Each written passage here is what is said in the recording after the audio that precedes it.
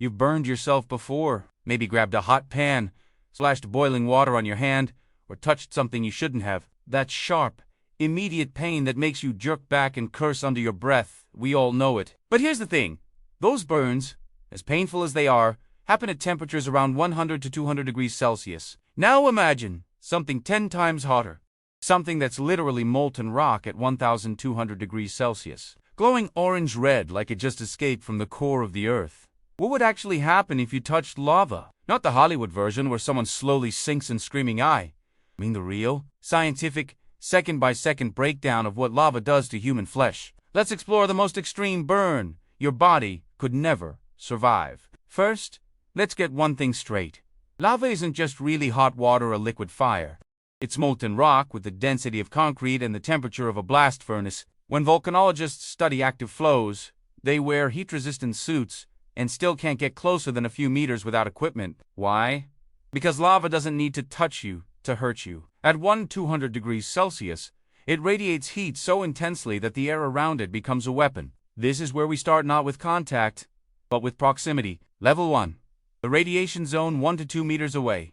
You're standing 6 feet from a lava flow. You haven't touched anything, but your face already feels like you opened an oven door and stuck your head inside. Except this oven is set to planetary core. The radiant heat at this distance can reach 200 degrees Celsius, enough to cause second-degree burns on exposed skin within seconds.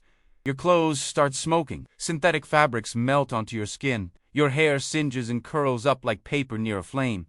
The moisture in your eyes begins evaporating, forcing you to blink frantically. You can't breathe properly because the superheated air scorches your throat and lungs with each inhale. A 2017 study in the Journal of Volcanology documented that victims of pyroclastic flows, essentially clouds of hot, volcanic gas, showed severe respiratory burns without any direct lava contact. At this distance, you have maybe 10 to 15 seconds before you pass out from heat stroke.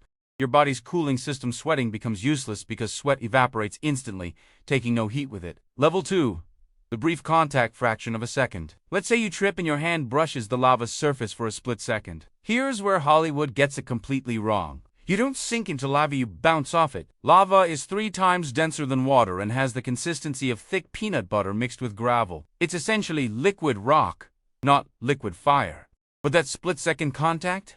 Devastating. The moment your skin touches 1,200 degrees Celsius molten rock, something called the Leidenfrost effect might occur where the moisture on your skin instantly vaporizes, creating a tiny steam barrier. Sounds protective, right? Wrong. This effect lasts microseconds at these temperatures. Immediately after, your skin doesn't just burn, it carbonizes. The proteins denature instantly, turning your flesh into charcoal. The nerves are destroyed so fast that you might not even feel pain initially, what burn victims call painless third-degree burns. But the heat penetrates deep, cooking muscle and boiling blood in nearby vessels. Your hand doesn't just get burned, it gets partially vaporized. The organic compounds in your skin break down into carbon and gas. You're literally turning into smoke. Level 3. Prolonged contact or immersion. This is where we enter the realm of complete tissue destruction. If someone fell onto lava again, they'd lie on top, not sink, and the results would be catastrophic but quick. The human body combusts at around 200 degrees Celsius if exposed long enough. At 1,200 degrees Celsius, we're talking about instantaneous ignition. Your body fat renders like candle wax, becoming fuel for your own cremation. The water in your body, about 60% of your mass, flash boils, creating steam pressure that can literally cause parts of you to explode. Yes, explode, like a hot dog left too long in a microwave. Within seconds, soft tissues are gone. Within a minute, bones begin to calcify and crumble. They don't melt, bones need about 1,500 degrees Celsius for that, but they become brittle chalk that disintegrates under any pressure. The official term for this is 4th-degree burns, though calling it a burn at this point is like calling a nuclear blast warm. Here's a grim reality check. Volcanologist David Johnston's last words before Mount St. Helens erupted in 1980 were Vancouver. Vancouver! This is it. He was 10 kilometers away and still killed instantly by the thermal blast. Not lava, just the heat wave. When rescuers find victims of volcanic eruptions, they often find shadow people, human-shaped ash shadows, where bodies instantly vaporized, leaving only carbonized outlines. Like nuclear bomb victims at Hiroshima, but caused by Earth's own fury. So can your body survive a lava burn? Absolutely not. Not even close. Your body starts taking damage from radiant heat at 2 meters away.